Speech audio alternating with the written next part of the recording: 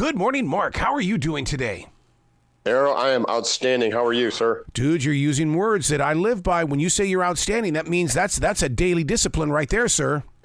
Yes, it is. Yes, it is. And it's uncommon, right? So people usually start their day and they immediately, get plugged into the negative stuff. And part of the warrior discipline of being uncommon is to curate your mind and your thoughts, first thing in the morning. I call that winning in the mind before you step foot in the battlefield. And winning is a choice, right, Mark?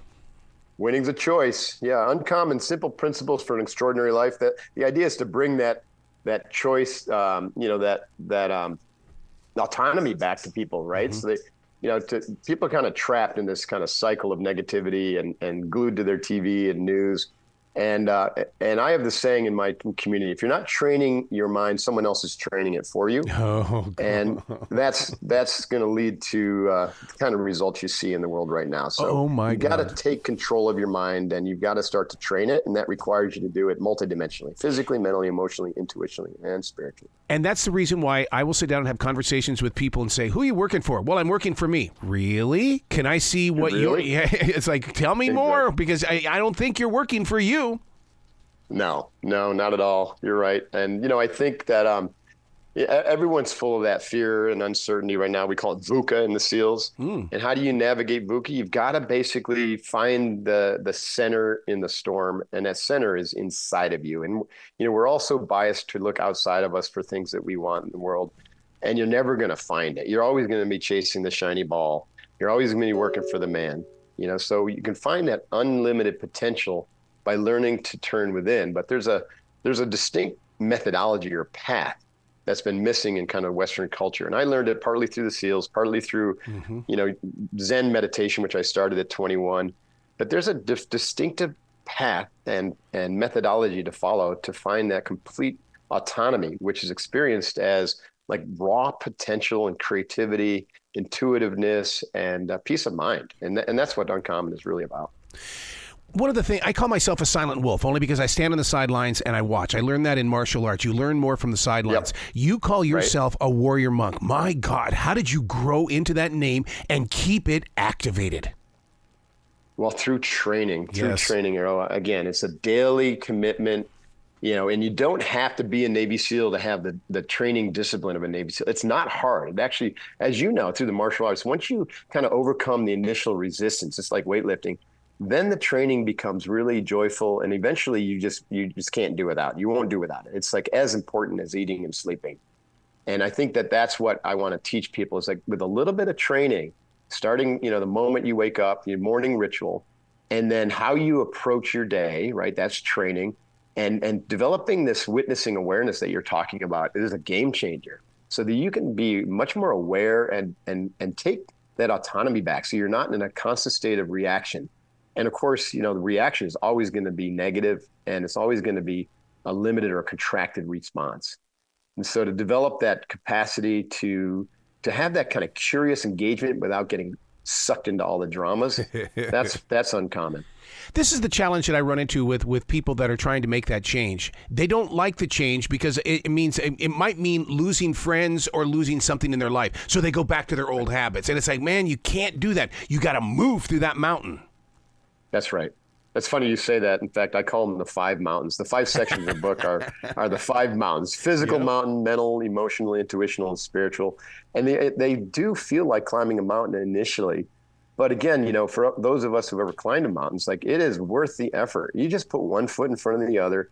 I mean, you're going to put that foot somewhere. So why not put it somewhere in a positive direction that's going to lead you to higher plateaus, higher perspectives, and greater potential? And everyone has this capacity. I don't care how busy you think you are. You're going to use your time in some way.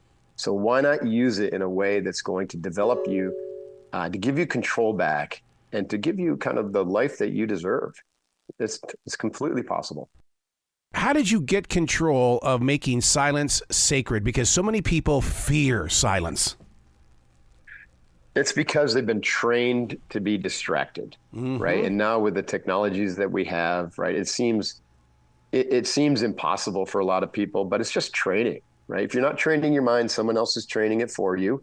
So here's the thing: if you can take control back of your mind, then you will naturally find that the times in silence and sitting in contemplation and meditation and reflection are actually the most joyous times of your day. And that's where you recharge your batteries. It's where you come back to your center, and it's where you can tap into that unlimited potential.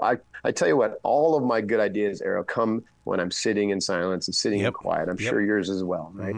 But, people they're not conditioned to do that. And our culture is set up to keep people distracted and overcommitted.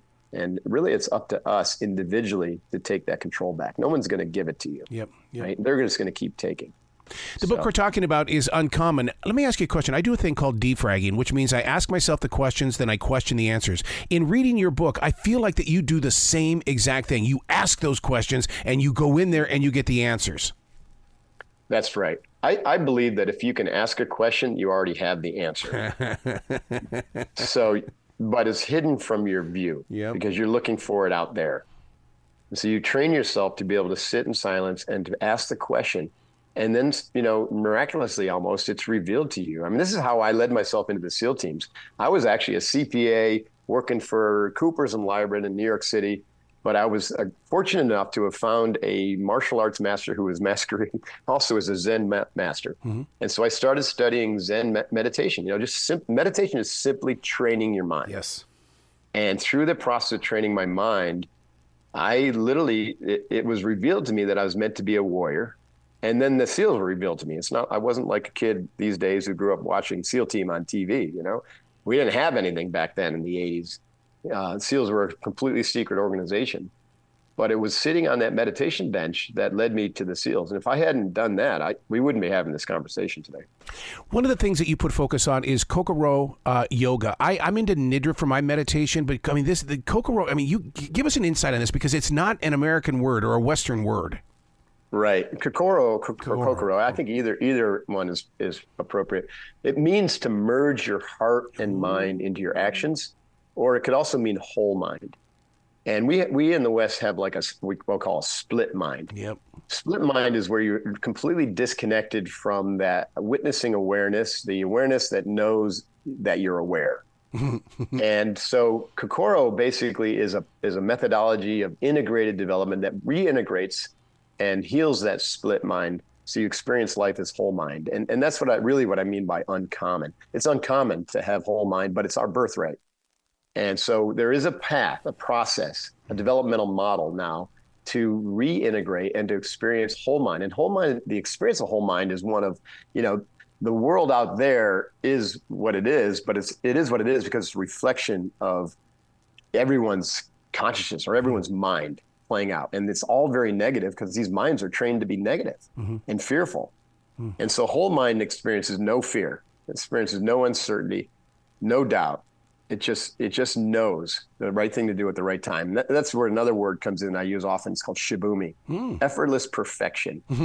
So whole mind, you experience that effortless perfection, spontaneous creativity and intuitiveness. Just know the right thing to do at the right time for the right reason.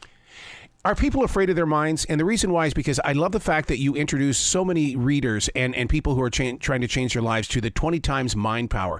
And right away I'm going, how many people are going to be afraid of their own mind power? Yeah, you're right. But again, they're afraid of it because they haven't taken the time to investigate it. Right? The unexamined mind, the unexamined life is not worth living. I think Socrates said that. It sounds kind of harsh, but he was trying to make a point. And how do you examine your mind? You don't do it by racing around, being the helicopter parent or being the perfect executive or entrepreneur. Those things will happen, but you've got to take the time to, slow down, sit down, and to inquire, right? To look within. And that requires a specific set of practices, starting with physical health, right? You can't develop your mind if your body is unhealthy, because if your body is unhealthy, your brain is unhealthy. So, that's why I start out with, I have 5 sections of the book: physical, mental, emotional, intuitional, and spiritual mountains, I call them. But it starts with the physical to get that, get the body, get the structure healthy. And as that gets healthy, that begins the process of training the mind through disciplined practices. Just like when you wake up in the morning, one of the core practices is to win in your mind before you step foot in the battlefield. And that practice is, your morning ritual, curating the quality of your thoughts, conditioning your mind to be positive and optimistic. And then doing that kind of work through breath work and through meditation and visualization so that you know that when you enter that day, you've already won it. Yeah. Oh, my God. Where can people go to find out more about you, Mark? Because I want them to not only read this book, but I want them to activate every single thing that you are teaching us. Man, I appreciate that. Yeah, the book will lead you there, but you can learn more about me at markdevine.com, or my social media is at @realmarkdevine. And the training that I'm talking about, that the whole book is kind of based upon, we call Unbeatable Mind. Yep. And there's a website, unbeatablemindcom, that has kind of the entry port for that. Wow. You got to come back to this show anytime in the future. The door is always going to be open for you, Mark. Thank you very much, sir. I really appreciate you. Have a great day. Well, you be brilliant today, all right? I will. You as well. Booyah.